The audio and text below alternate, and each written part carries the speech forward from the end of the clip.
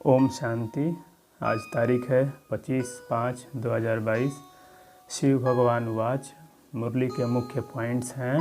पहला पॉइंट, पावन दुनिया कहा जाता है सतयुग को, पतित दुनिया कहा जाता है कलयुग को। यह भी मनुष्य समझ नहीं सकते हैं, कितने मलिन बुद्धि हैं। तमो प्रधान बुद्धि होने से सब भूल जाते हैं। दूसरी पॉइंट है, बाप कहते हैं तुम बिल्कुल बेसमझ बन पड़े हो, तुम कितने समझदार थे, तुम सो देवता सतो प्रधान थे और बेसमझ शूद्र तमो प्रधान बन पड़े हो। तुमने स्वर्ग में कितने सुख पाए। तुम भारतवासियों का ऊंच ते ऊंच कुल था, देवी देवताओं का।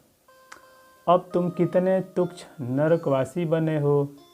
तीसरी पॉइंट है, निराकार परमात्मा किसको कहा जाता है वह भी नहीं समझते हैं आज के संसारी लोग।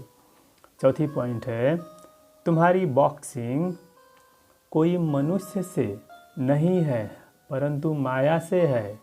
माया यानी काम, क्रोध, मोह, लोभ, अहंकार, यही माया है। हम माया पर जीत पाते हैं, इसके लिए तुम बच्चों को बहुत पुरुषार्थ करना चाहिए। आगे 5वें पॉइंट में बाबा ने कहा, बाप यानी भगवान शिव सभी बच्चों को कहते हैं, बच्चे रात को 2 बजे से 5 बजे के बीच जाकर मोस्ट बिलवेड बाप को याद करो तो तुम्हारे पाप यानी विकर्म विनाश होंगे और ज्ञान की धारणा भी होगी, यानी यह ज्ञान आपको समझ में भी आएगा, नहीं तो ज़रा भी धारणा नहीं होगी, समझ में नहीं आएगा। 6वीं पॉइंट है, अगर मेरी आज्ञा का उल्लंघन करेंगे, मेरे को याद नहीं करेंगे तो बहुत सजाएं खानी पड़ेंगी। किसी को शारीरिक पीड़ा होगी, किसी को मानसिक पीड़ा होगी, यही सजा है। 7वीं पॉइंट है, मैं तुम्हारा बहुत मीठा मीठा बाप हूँ, मेरे को याद करने से तुम मेरे पास आ जाएंगे। सजा खाकर फिर आना यह तो ठीक नहीं है, सीधा आने से इज्जत मिलेगी, इसीलिए मेरी आज्ञा का उल्लंघन मत करो। आज्ञा न मानने वाले को निंदक कहा जाता है। 8वीं पॉइंट है, शिव बाबा तो बहुत मीठा है, आत्मा और शरीर दोनों को ही कंचन कर देते हैं। कंचन काया सिर्फ तंदुरुस्ती को नहीं कहा जाता है, आत्मा भी प्योर और शरीर भी प्योर, उसको कंचन काया कहा जाता है। देवताओं की कंचन काया थी। 9वीं पॉइंट है, अभी तुम फिर सो ऐसा देवता बनते हो तो मुख्य बात है रात को यानी 2 से 5 के बीच जाकर याद करेंगे तो प्रैक्टिस पड़ेगी। 10वीं पॉइंट है, प्रैक्टिस करने से सब कुछ होता है, धंधा धोरी, रोटी बेलना पकाना आदि सब प्रैक्टिस से सीखना होता है ना। बाप को याद करना भी सीखना है। जिसको सारा कल्प भूले हो, अब उस बाप को यानी भगवान को याद करना है तो बाबा खुश होगा यानी भगवान खुश होगा, फिर आपको वर्षा देगा, धन दौलत बहुत सारा चीज़। 11वीं पॉइंट है, यहाँ कोई थोड़ा भी किसी को गुस्सा करते हैं तो बिगड़ते हैं, वहाँ धर्मराज सजा देंगे, फिर थोड़े ही कुछ कर सकेंगे आप।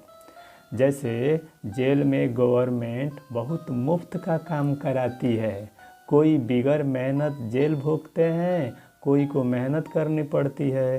तो धर्मराजपुरी में भी जब धर्मराज सजा देंगे तो कुछ कर नहीं सकेंगे, अंदर समझेंगे कि हमारा ही दोष है तब तो सज़ा मिली है। यह भी फील करेंगे कि हमने बाप का फरमान नहीं माना है, इसीलिए सज़ा मिलती है। इसीलिए बाबा कहते हैं जितना हो सके मुझे याद करो। 12वीं पॉइंट है, शरीर और आत्मा दोनों को कंचन बनाने के लिए बाप को याद करने की आदत डालनी है। कभी भी आज्ञा का उल्लंघन नहीं करना है। 13वीं पॉइंट है, पढ़ाई के समय चेक करना है कि बुद्धि इधर उधर भागती तो नहीं है। बुद्धि इधर उधर भागती तो नहीं है, कभी भी पढ़ाई मिस नहीं करनी है, माया की बॉक्सिंग में हार नहीं खानी है।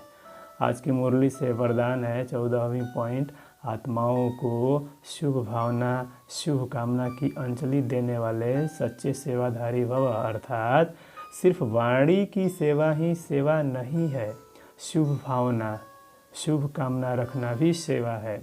ब्राह्मणों का ऑक्यूपेशन ही है, व्यवसाय ही है ईश्वरीय सेवा।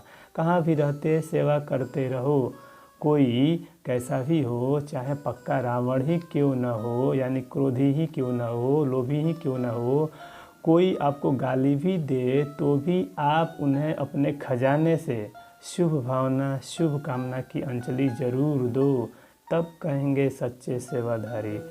अच्छा, ओम शांति।